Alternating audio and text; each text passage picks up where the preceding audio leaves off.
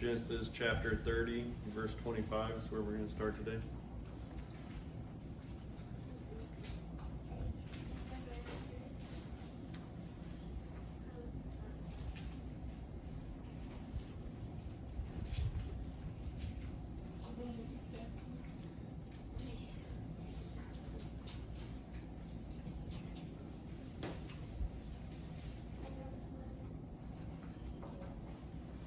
All right.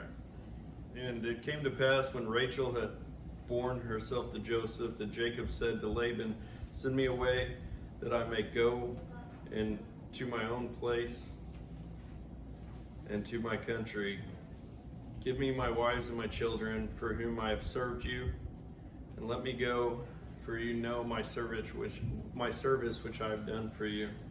Today we're going to talk about kind of the story of Jacob and Laban. And I'm going to pray over us. Lord, we just thank you. We thank you for the ability we have to come to you, Lord, and we thank you for giving us these true stories, Lord, that we might see how to handle some of these situations that we are put in. And Lord, we just pray today that you would just have your hand upon this word, and that you would just show us that despite who is against us, your blessing is still with us. In your precious and holy name I pray, amen. So Jacob just told Laban, "Hey, let me have my wives, let me have my children, and I'll just leave you alone." Right? And he's already served Laban at this point for 14 years. I mean, this is Jacob's story is a pretty ridiculous story. Like, he'd already robbed his brother of his birthright. He runs away. He finds Laban. He ends up getting tricked into marrying one woman, then marrying another woman. He had to serve 14 years for these two women. And Laban's trying to get him to stay because he has been blessed, because he has the blessing of Abraham's lineage. Right? Verse 27, and Laban said to him, "Please stay. I have found favor in your eyes, for I have learned by experience that the Lord has blessed me for your sake." And he said to him, "Name your wages and I will give it to you." All right, number one, I want to point out, this would have been a false statement for me. Like, this would have been a hollow statement. This man already told you that if you serve 7 years, he would give you the daughter of your choosing, and you serve those 7 years and you get the other daughter. But nevertheless, Jacob knows that he has blessing on his side. So in verse 29, so Jacob said to him, "You know how I have served you, and you know how your livestock has been with me. For what you had, I came up was little. For what you had before I came was little, and it has increased to a great amount. The Lord has blessed you since my coming, and now when shall I also provide for my own house?" So he's like, if I stay, I have to have a reason to stay. So he said, "What shall I give you?" That was Laban. And Jacob said, "You shall not give me anything. If you will do this thing for me, I will again feed and keep your flocks. Let me pass through all your flock today, removing from there all that are speckled and spotted sheep, and the brown ones among the lambs, and the spotted and speckled among the goats, and these shall be my wages. So my righteousness will answer for me in time to come, when the subject of my wages comes before you. Everyone that is not speckled and spotted among the goats and the brown among the lambs will be considered stolen if it is with me." So he tells him, "I'm going to take the less desirable of your animals." And I mean, the guy doesn't care because he has an outrageous amount, because the Lord has blessed him, because Jacob's with him. Sometimes there's people in your lives when your blessing on your life is benefiting them, they will be okay with you, But when it turns against them, that's when it changes. There's people that in your lives are going to act like they're friends with you because God's blessing you. Or workplaces, but when your blessing leaves them, they're going to notice it. Well, we got to realize today, church, that Jacob understood. No matter how evil Laban was, no matter how much evil Laban did to Jacob, he still had a blessing that Laban couldn't take from him. He had nothing. God gave him a beautiful family. All he was walking with was a blessing. He came into a guy's house that had not much for sheep, not for much for goats, and God had built it up in those 14 years.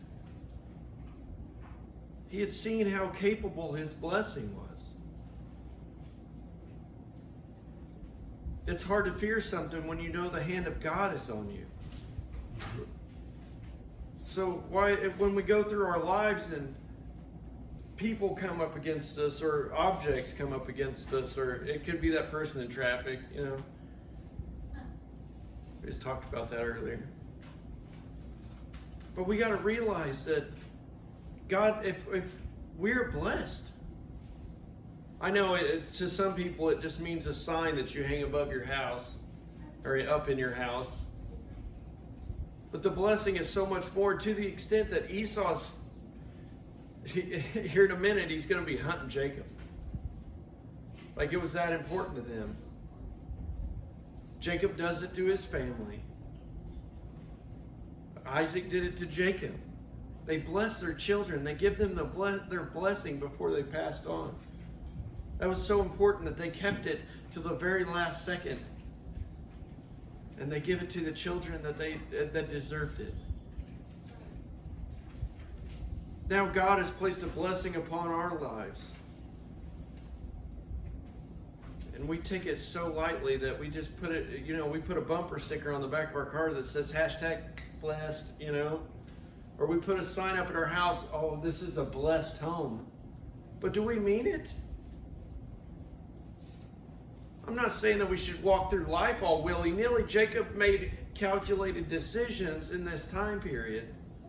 What does he do right after he takes these sheep and these goats and he separates them and he puts up different colored rods for every part of the yard where he actually keeps them. And he does that to pay homage to God. It's actually, in the notes, it actually talks about it here just a second.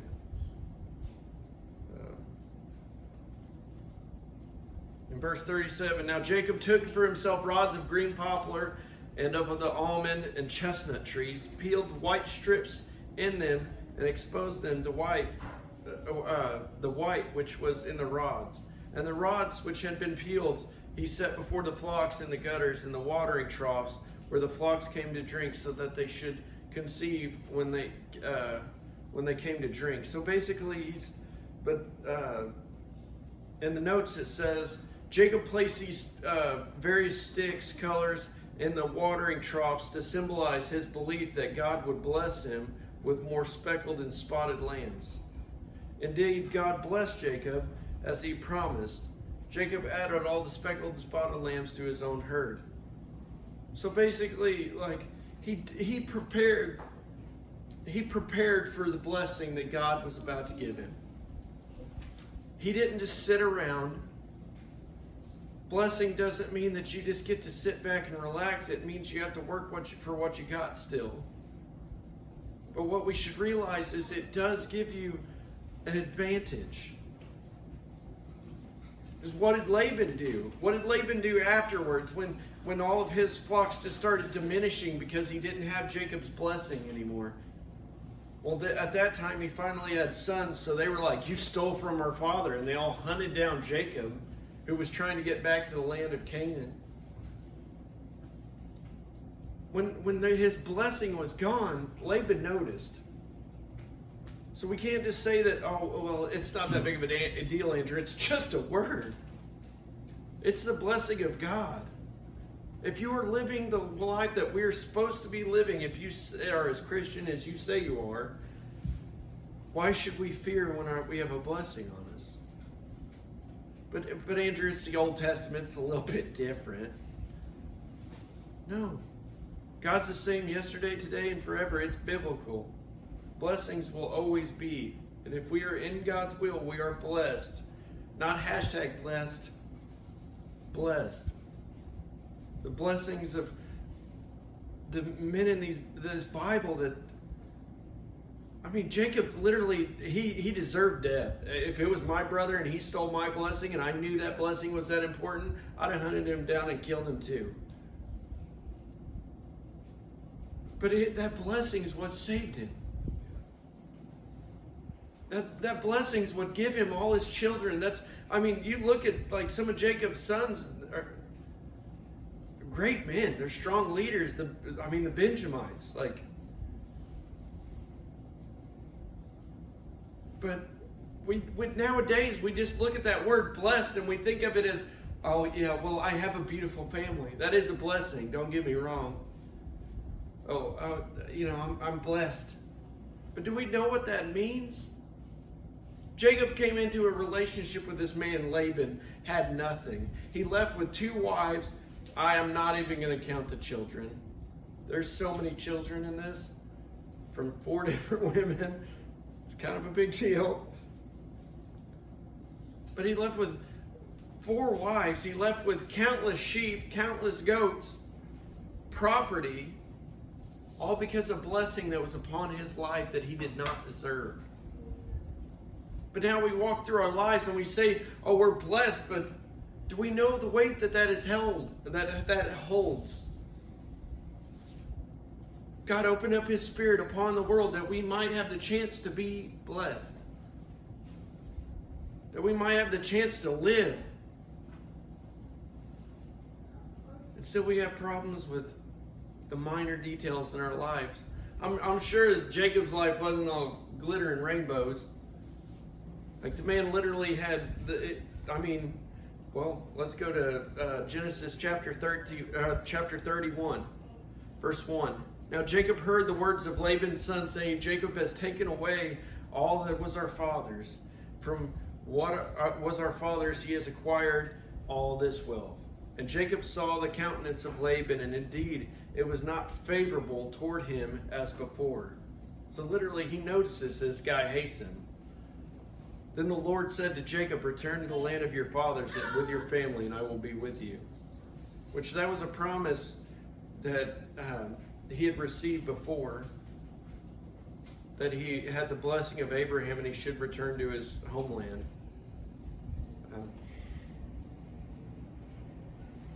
I'm going to get to what Laban says here.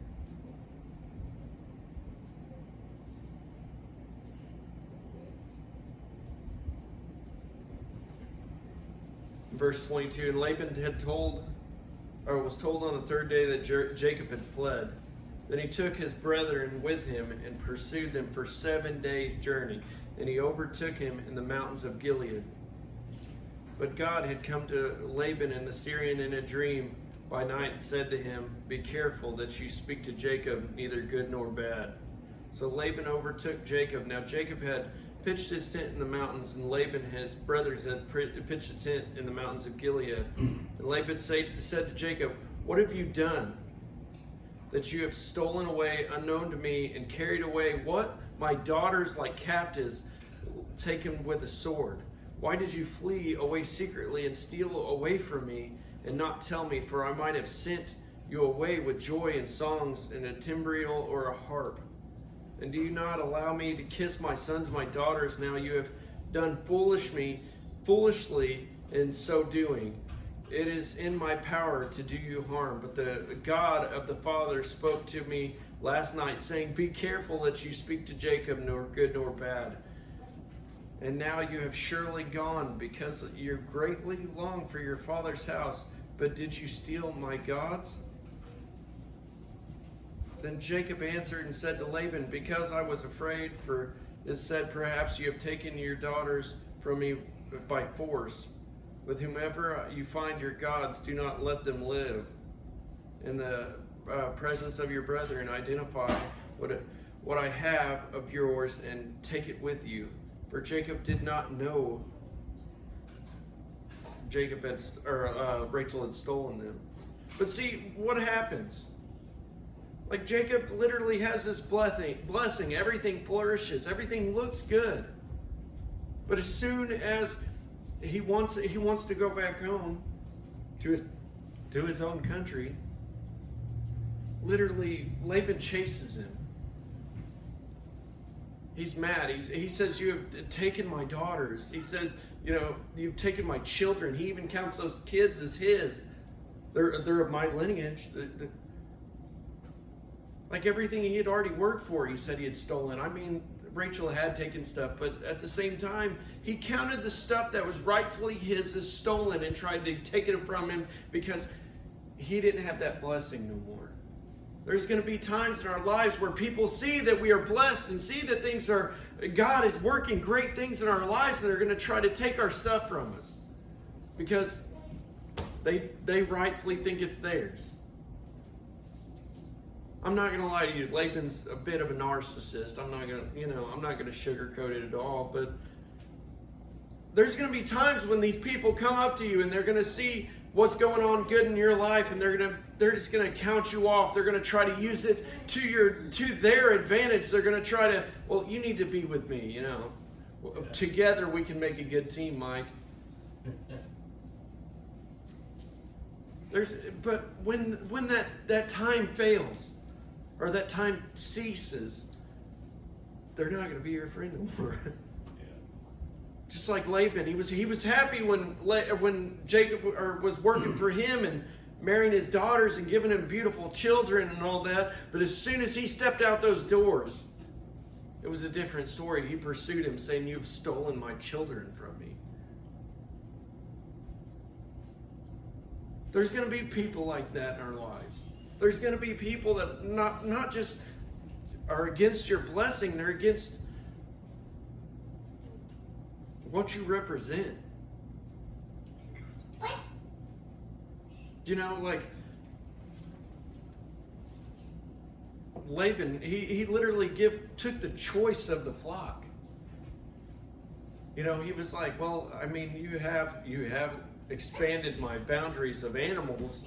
I guess you can take the weak ones and stuff. There's going to be people in our lives that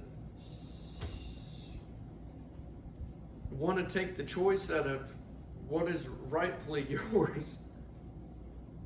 Don't believe me? Wait till a funeral happens and everybody comes for all the goods of loved ones. I seriously, I dread every time there is any kind of funeral in my family because I'm afraid everybody's going to turn to jackals and eat each other.